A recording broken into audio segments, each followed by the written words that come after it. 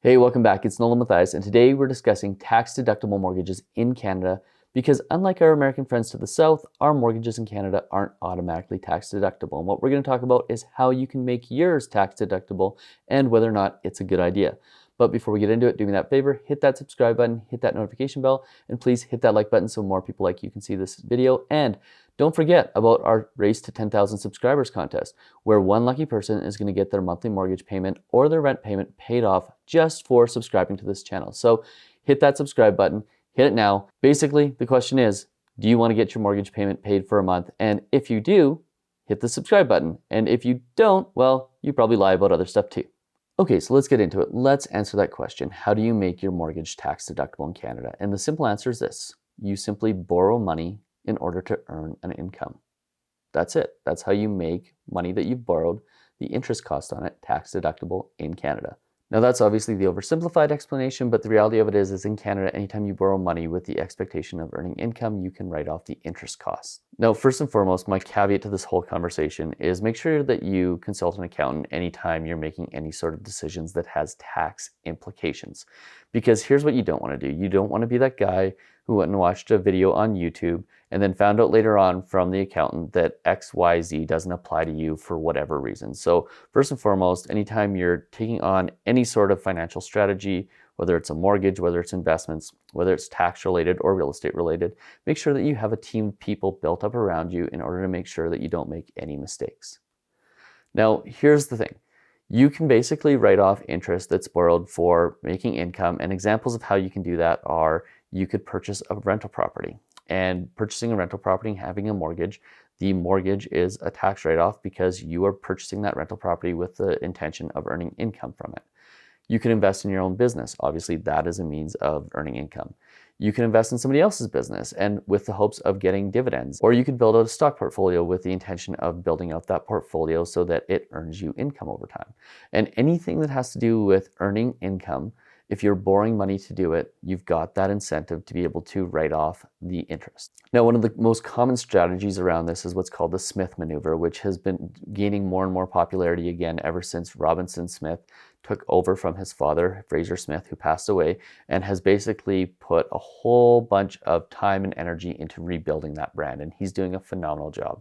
And how the Smith Maneuver works, and this isn't going to be a video where I go into great detail about the numbers, although I will attempt at some point to have Robinson Smith on the channel here in order to get his take and run us through the whole thing.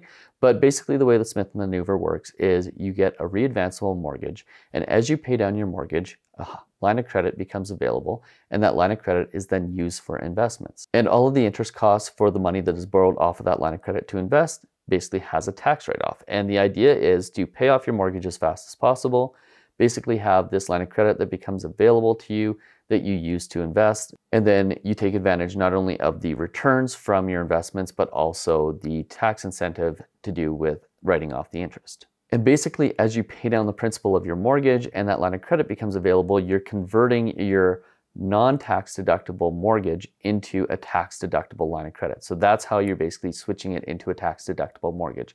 Because a line of credit, remember, for all intents and purposes, is a mortgage. It's registered against your property.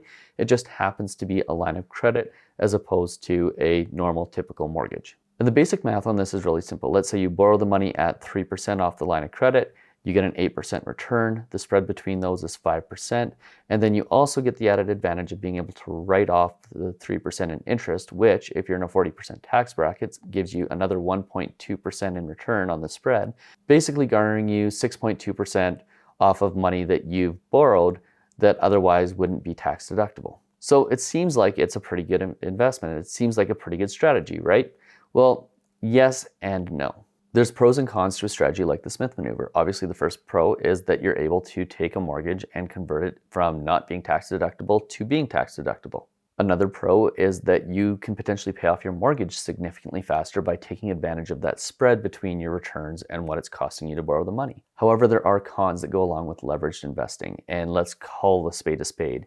Anytime you're making a mortgage tax deductible, you are borrowing money with the intention of earning income. That is leveraging, and leveraging adds risk. And that's important to understand because that is one of the major cons of something like the Smith Maneuver, is you are in fact adding risk to your investment portfolio and to your overall financial picture.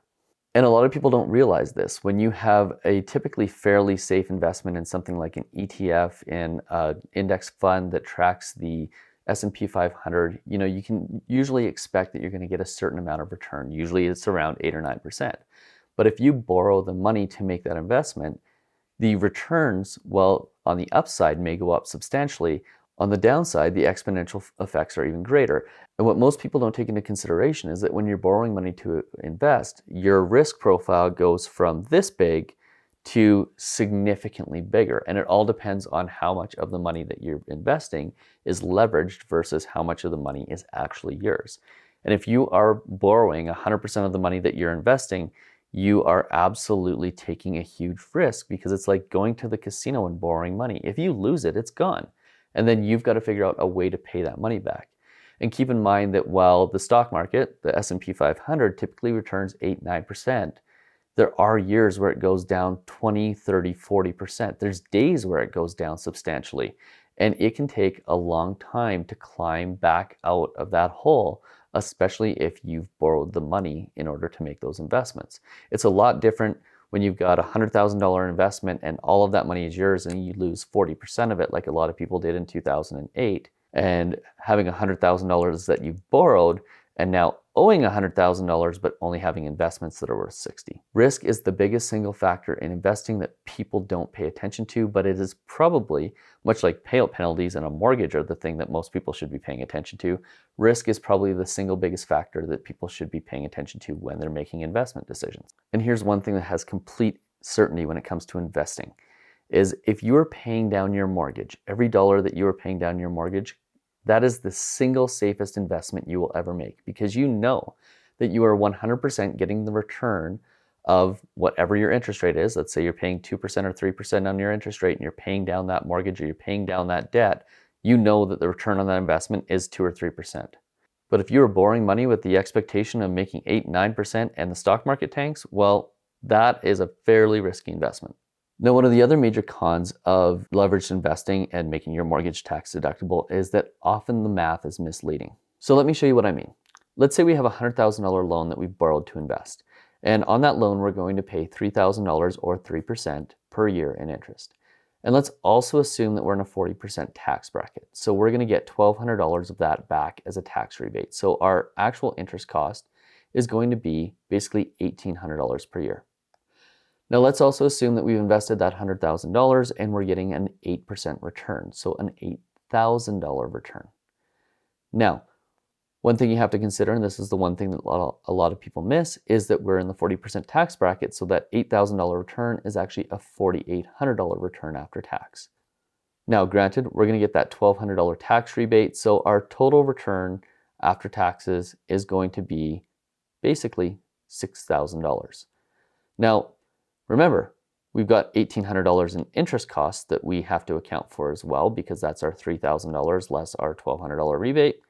And at the end of the day, we end up with $4,200 in returns, or a 4.2% return on our $100,000 loan. Now you might think, okay, I borrowed $100,000 and I made $4,200. That's pretty good. I made $4,200. But here's the catch. You borrowed $100,000 against the property that you live in for a $4,200 return, or a 4.2% return. Like, that is bond market returns. That is not stock market returns. That is the type of return you would expect from the safest investments that you could make. And in order to make that $4,200, you basically risked your house. Now let that sink in. For a 4.2% return, you risked your house. That is where I take a lot of caution when it comes to tax deductible mortgages and leveraged investing, because is it worth risking your house in order to get that sort of return? And let me be clear, I've in the past been somebody who was all about leveraged investing, opportunity cost, investing before paying down your mortgage, and all of those things. I wrote a book on it. And I could never understand why guys like Dave Ramsey said, you're crazy if you're borrowing money to invest. And it's just recently where, as my child grows up and as we're starting to make better and wiser decisions, that I'm realizing that debt is dangerous. And you have to fully understand what you're getting into when you are making these sorts of decisions. And you also have to understand that when you're taking on debt to invest, you are drastically increasing your risk profile. And it's not like you're increasing it a little bit, you are increasing it massively. And I'll do a video on this at a later date, but understand that what we're talking about here, leverage investing, can be dangerous if you don't understand what you're doing. Now, do I like the Smith Maneuver? Absolutely. Do I think it is a good investment tool? Absolutely. For the right type of borrowers. And again, what I'd love to do is I would like to get Robinson Fraser on here, have a live discussion, and talk about the Smith Maneuver, the benefits, the drawbacks, and also how to make it work and make sure it's the right thing for you. But until we get him on here, I'm going to go ahead and say this. If you're going to make an investment decision that involves borrowing money in order to invest, make sure that you've got the right financial planner, that you've got the right advisors around you, that you've got the right mortgage people around you. Don't just go into this because you saw a video on YouTube. Make sure that you've absolutely got the best team possible to make sure that you can avoid any blind spots that you have. Because as Ray Dalio says, the secret to investing is maximizing your upside while minimizing your downside. So whatever investment decisions you make, you need to make sure that you're minimizing your downside, and that means minimizing your risk so that your downside potential doesn't potentially bankrupt you so that you could have a little bit of upside. So for most people, I genuinely believe that the most secure, safest investment and the one with the absolute certainty in returns is paying down their mortgage, paying down their debt. From there, a little bit of leverage investing, I don't think is a bad thing, but it is something that you need to understand before you get into it. Understand that how much it increases your risk profile. And ultimately, for most people, I would definitely much rather see them focus on paying down their mortgage in 5 to 7 years than doing something like trying to transfer their entire mortgage into a tax-deductible mortgage and basically try to get 2 or 3 or 4% return while putting their house massively at risk. So hopefully you found this video useful. If you did, do me that favor, hit that subscribe button, hit that notification bell, and please hit that like button so more people like you can see this video. And don't forget to subscribe, because if you do, when we hit 10,000 subscribers, you've got a chance of being the lucky person who wins their mortgage payment or their rent payment. We'll see you on the next video. Cheers.